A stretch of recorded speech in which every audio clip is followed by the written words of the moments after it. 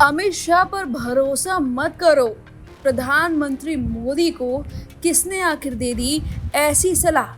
प्रधानमंत्री मोदी और अमित शाह की दोस्ती पूरे देश में चर्चा का विषय रहती है।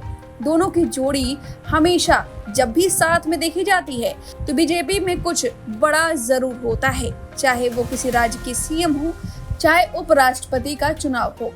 इस तरीके से अब इस जोड़ी पर बड़ा सवाल उठा है, अमित शाह पर सवाल उठा है और सलाह दी गई है प्रधानमंत्री मोदी को कि वो अमित शाह से दूर रहे। लेकिन आखिर है कौन, किसने ये सलाह दी है और क्यों दी है, चलिए आपको विस्तार से बताते हैं।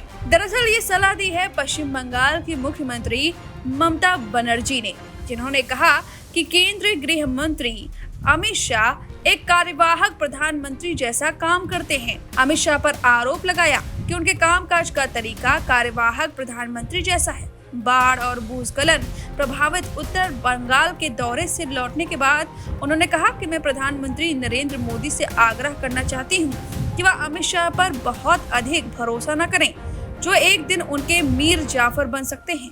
सीएम ममता बनर्जी बंगाल के 18वीं सदी के सेनापति मीर जाफर का संदर्भ दे रही थी, जिसने ऐतिहासिक प्लासी के युद्ध में नवाब सिराजुद्दौला को धोखा दिया था और अंग्रेजों के साथ मिल गया था। बाद में वह अंग्रेजों की मदद से बंगाल का शासक बना।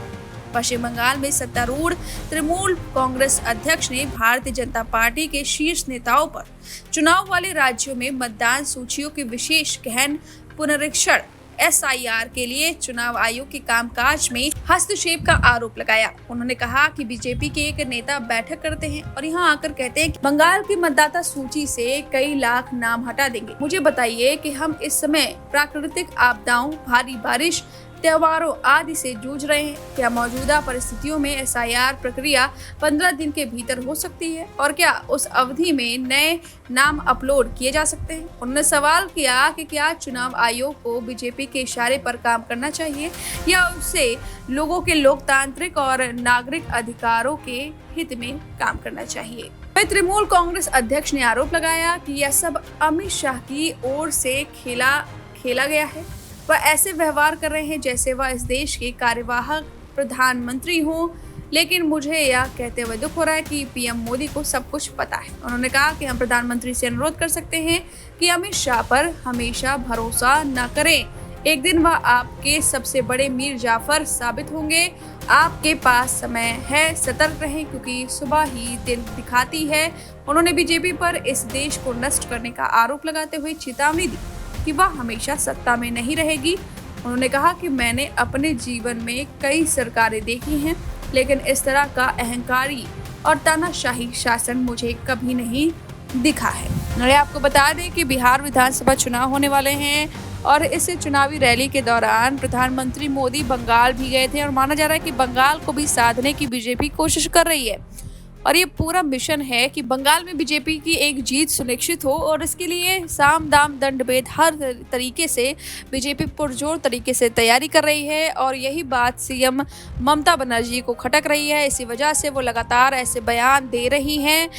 उनका कहना है कि अमित शाह लगातार जो षड्यंत्र बचा रहे हैं, जो साजिशें कर रहे हैं, बंगाल में आने के बाद वो ऐसे बयान देते हैं और प्रधानमंत्री मोदी इस पर भरोसा करते हैं तो उन्हें भरोसा नहीं करना चाहिए। तो इस तरह से ये आरोप प्रत्यारोप का सिलसिला फिलहाल जारी है, सियासी हमलावर जारी है। ममता बनर्जी लगातार प्रधानमंत्री मोदी और अमित शाह पर हमलावर रहती हैं, बयानबाजी करती रहती हैं। वहीं अमित शाह भी लगातार यहाँ पर घुसपैठियों और बंगाल में अल्पसंख्यकों की सरकार मानी जाती है।